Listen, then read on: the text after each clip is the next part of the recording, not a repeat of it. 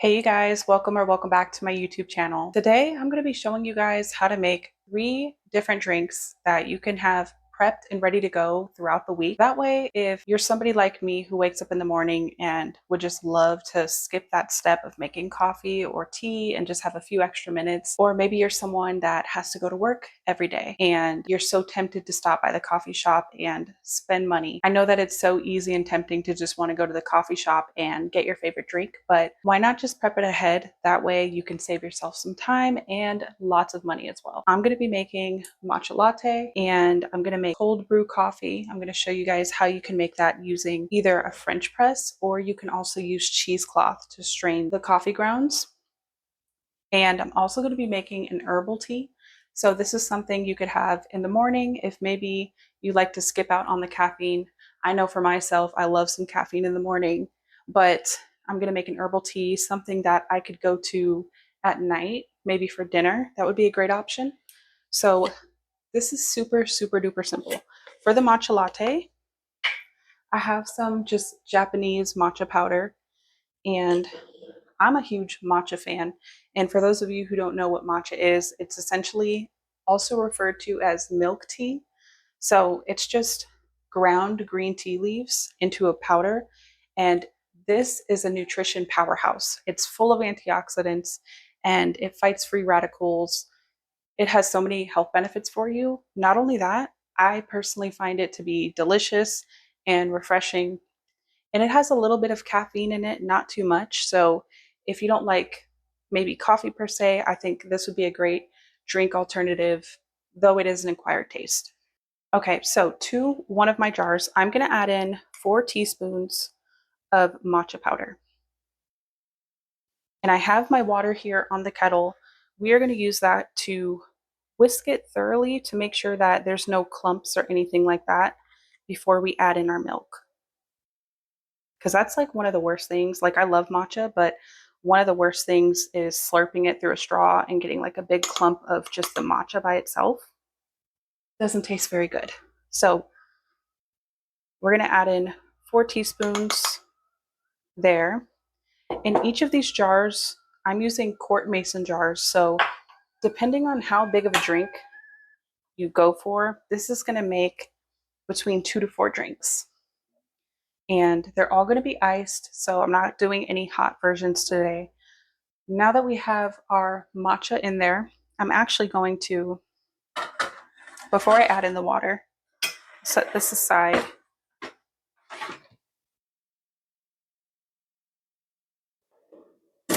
And I like to add in honey with my matcha lattes. So you can do, of course, unsweet if you don't want to add in any sweetener, or you can do honey, which tastes really good with matcha, or also maple syrup.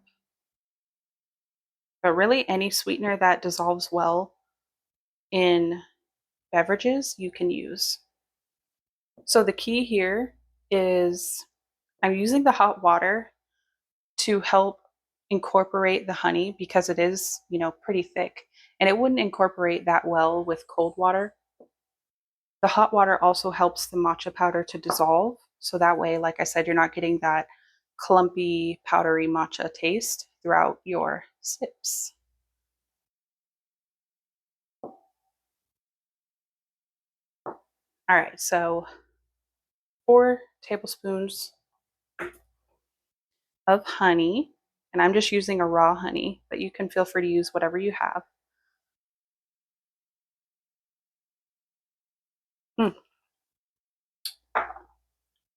All right. Now that we have that in the jar, I'm going to go ahead and pour in my water. I didn't measure this, but we just want to kind of make a paste with it at first. I'm going to see if my mini whisk can fit in there. Okay. Yeah, so we're just going to whisk this together until we get all the clumps out. And once we can tell that the honey is nice and dissolved and mixing together nicely, you know what I'm going to do? Because this whisk definitely isn't long enough. So I'm going to throw one of the lids on and just give it a really nice shake. And I think that should do the trick.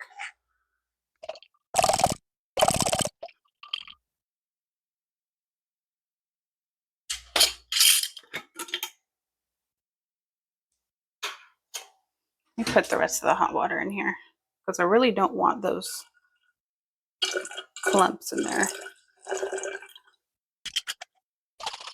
All right, that should be better.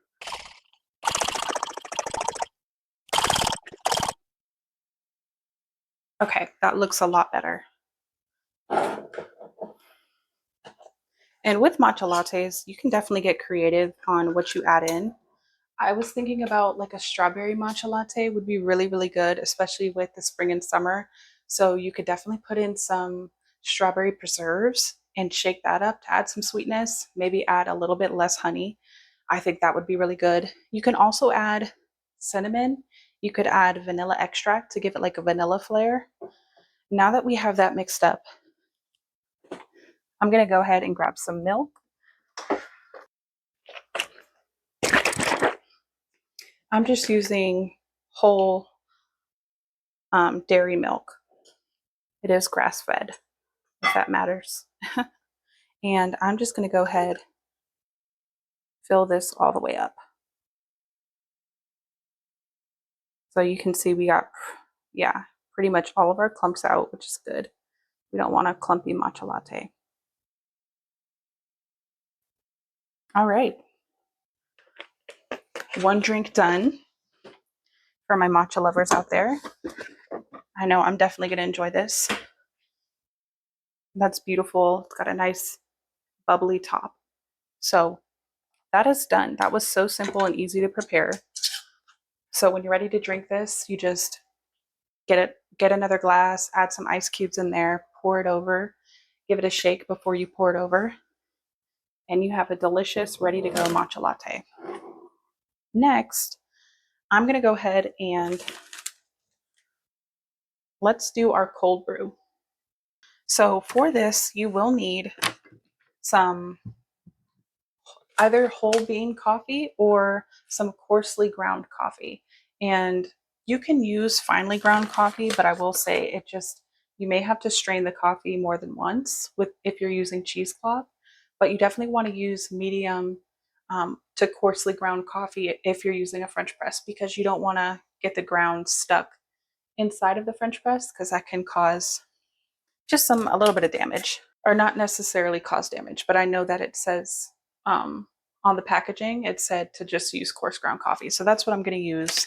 I like to grind mine fresh. So I got this espresso roast here. You can feel free to use your favorite. And then I'm just pouring this into a coffee grinder that I got a while back. Oops.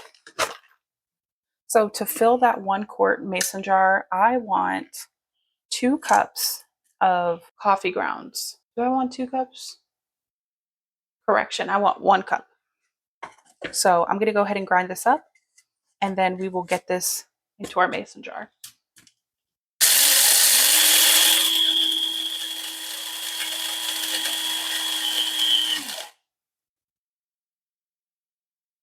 All right, that is perfect. Coarsely ground, that is how you would want it. So it's not too fine. Let's go ahead and measure this out. I may need a little bit more, but we will see.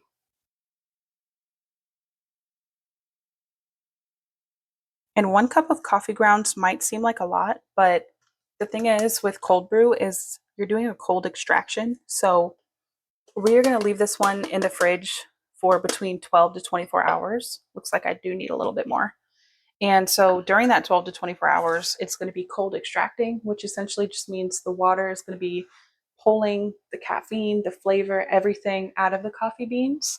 So you want to use more than you would think you would need, say, for just a cup of coffee.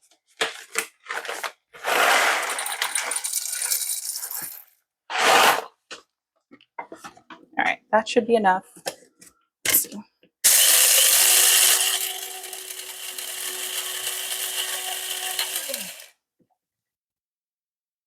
All right, a little bit more. And if you have some bigger beans in there, that's okay. They don't all have to be uniform per se, but we do just want to go for that coarsely ground coffee. All right, so we have our cup here. I'm going to go ahead and grab a funnel so we don't make a mess. Okay, so I've got my funnel here. That way I don't get coffee grounds everywhere. And we're just going to pour it into the funnel. Just kind of shimmy it in there, make sure it all... Wow, it's not going down as smoothly as I thought it would. Give it a little shake of our coarse ground coffee. Now we are going to just add in 4 cups or 1 quart of water, or as much as will fit in here. Slowly, carefully, so that it doesn't spill out of the measuring cup. So I'm going to let mine go for however many hours it'll be till tomorrow. So I think it'd be between 18 and 20 hours. And then tomorrow morning, I will go ahead and use my French press, which I love that feature. I'm just going to pour this into the French press and push it all the way down. And then I will pour it into a new jar. So that way I have fresh cold brew coffee that I can store in the fridge. So I don't want to overfill it too much. I'm going to go ahead and put my lid on.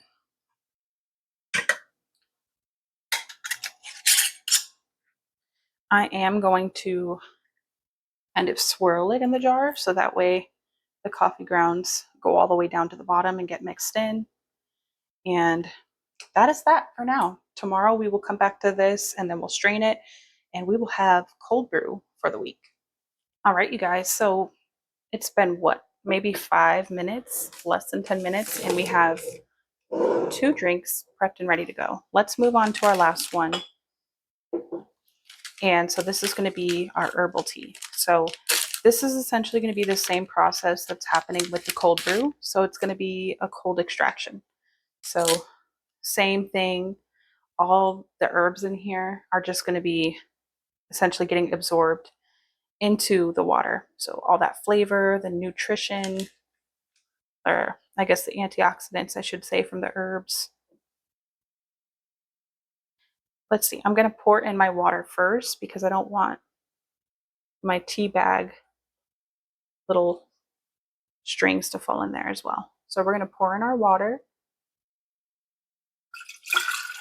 And this will be, oops, I dripped some. This will be a great like afternoon refresher. There's no caffeine, so that way you don't have to worry about it disturbing your sleep or anything like that. And super refreshing. So I'm not going to add in any sweetener now, but before you go to drink it, I would say maple syrup would probably mix the best here. If you did want to do honey, I would recommend heating up a little bit of warm water, like hot water, and mixing that with the honey first, pouring this over, and then adding some ice cubes on top, just so that you can make sure that the honey gets nice and incorporated, because it is harder to mix honey in with cold beverages. So I'm probably going to do maple syrup here. So I'm just going to put in 2 tea bags, and you can see the color, that beautiful pink. So I really like this brand, Reishi. They do loose leaf tea and it's organic, which I love. The only thing I don't love is the fact that it's in the plastic tea bags, which obviously can be a little toxic if you're pouring hot water over it. So I do feel a bit better about doing the cold extraction as opposed to the hot water over them. But you know, you got to pick and choose your battles sometimes. So this one's pink lemon ginger. It's got red shisho, it's shiso, sorry, which I'm not too sure what that is. Lemon, ginger, and rose petals. So this is a really nice herbal tea. Squeeze some lemon or lime in it with your sweetener of choice, and I think that'll be delicious. I also want to add in some chamomile because I feel like this together would be a great blend. So again, if you just want to simplify it, just do the tea bags. That way, after the cold extraction, 12 to 24 hours, you can just pull the tea bags right out. But if you are going to add in loose leaf like I am, which I actually have this little stainless steel shark where you can add herbs into it, but I wouldn't be able to put the lid on if I did that. So I'm just going to do about that much. Just going to put that right in. I don't want it to be too overpowering. I want to be able to taste a nice balance between the two teas. So you can already see that extracting the color. That's super pretty. And feel free to use your favorite variety. Yeah, that's it. I'm going to go ahead and put the lid on this one. I'm also going to just do the same thing like I did with the cold brew. Just kind of make sure the chamomile tea gets in there. And we are going to let that go for 12 to 24 hours with these two. And tomorrow morning we'll come back, we'll strain them, and we will make a drink. So another thing I was going to mention is you could also, if you have some labels, that would be nice, or you can just write on the jars themselves if you need to. If you just want to remember what day you made them, I'm just going to write the date. You could also write what is in each jar if you needed to. But these should last in the fridge for, I would say, about a week, maybe even a little bit longer. I'm just going to use the last one of this one. But just, keep an eye on the quality. If it looks like, oh, that was the wrong side. Oops. So yeah, just keep an eye on the quality. I always go by look, taste, smell. So they could last a little longer, but I will say definitely a week. So if you guys wanted to prep these on a Saturday or a Sunday, give these two 12 to 24 hours to cold extract and have it ready by Monday. That would save you a good chunk of time, and it would also save you a lot of money as well.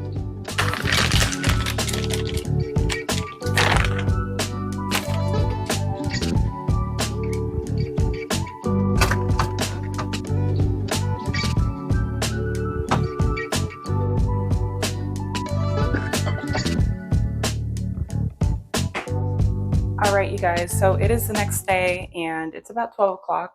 So our coffee and our herbal tea have been sleeping for almost 24 hours. It's been about 20 hours. So I'm getting a little bit of a late start to my day. But I'm going to start with our herbal tea. So for this, I'm going to go ahead and strain it directly into this measuring cup to make sure that we get out the chamomile leaves. And then I will just pour it right back into its jar. And definitely after this amount of time, everything should be nice and flavorful. The coffee and the tea should be full of flavor from steeping in the fridge. Ooh, that smells nice. All right, so I'm just going to pour it all carefully. Goodness. Spilled a little. That's okay. Looks like I will need to use cheesecloth. So I'm going to pour this back into the jar, and then I'm going to put cheesecloth over this. I'm glad I bought some last night, and then we will do it again because some of the herbs did stay behind.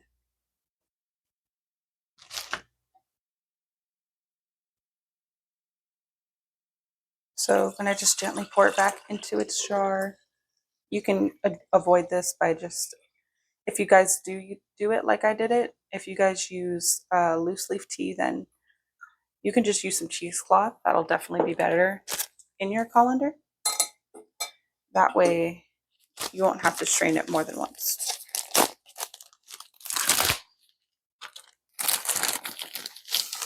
All right, so I'm going to cut about this much,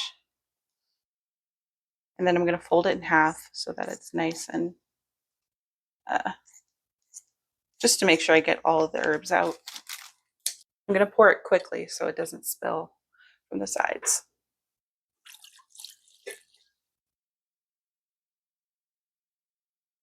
Okay, we still have a few herbs in there, but I'm not too worried about it. It's just a few chamomile flowers.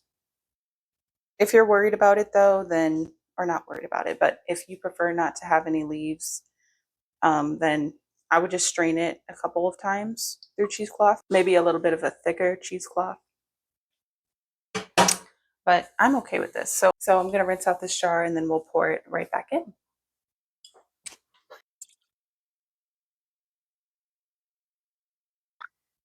All right, so our tea is ready.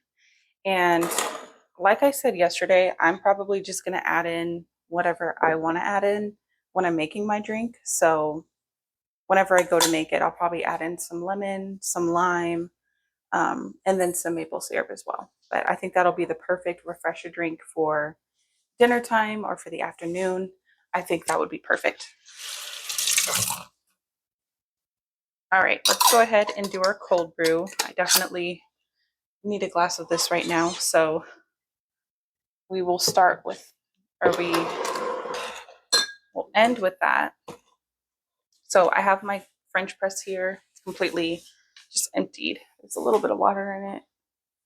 So this is, I think the French press is obviously going to be the more simple way to do it. But if you guys don't have a French press, you can definitely just use cheesecloth. And the cheesecloth, you'll just want to make sure it's nice and layered.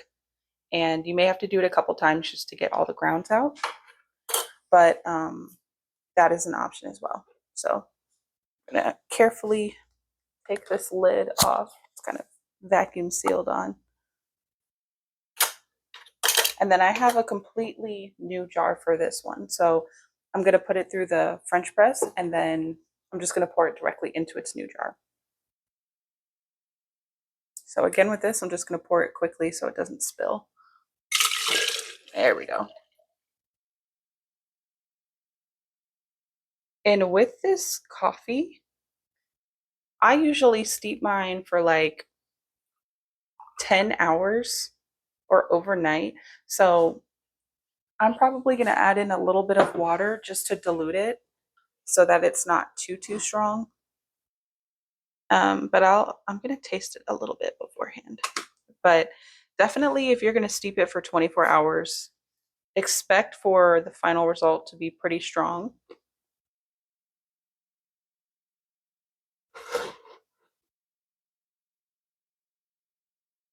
All right, so I'm just going to pour that here.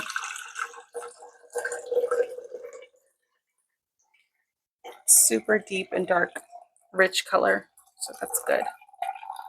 So think of the cold brew as more of a concentrate, especially since we used 1 cup of coffee grounds.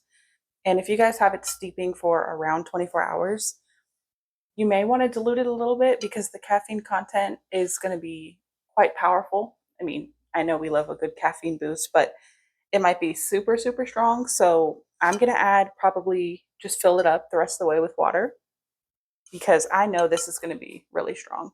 And then I'm going to make a cup of coffee. Okay, so I filled it almost all the way up with water. And now I'm going to make me a cup of coffee. And that was super easy. Didn't have to spend time. I personally like to do a French press in the morning. That's my new go-to for coffee. We don't use a Keurig anymore. So that takes time. The whole process from start to finish is probably about 15 minutes between boiling the water and letting it steep with the lid on and the lid off, and then preparing the coffee. So it's kind of a long time for making some coffee. So it's getting hot. Well, it's getting hot outside. I live in Florida, so it's pretty much always hot outside. So an iced drink always sounds good. So there you have it, you guys. That is our 3 drinks that we made from scratch. We're going to save a lot of time and a lot of money by doing it this way. Thank you guys so much for tuning into my video and taking the time out of your day to watch my content. It really means a lot to me. And if you guys enjoyed this video and want to see more content like this, then please like this video. And also I would love it if you considered subscribing. Yeah, I love making things from scratch. I love cooking and baking and making life easier and prepping ahead and things like that. So I will be making more future content like that. And so I look forward to seeing you guys on the next one. With all that being said, I'm going to make me a cup of coffee now.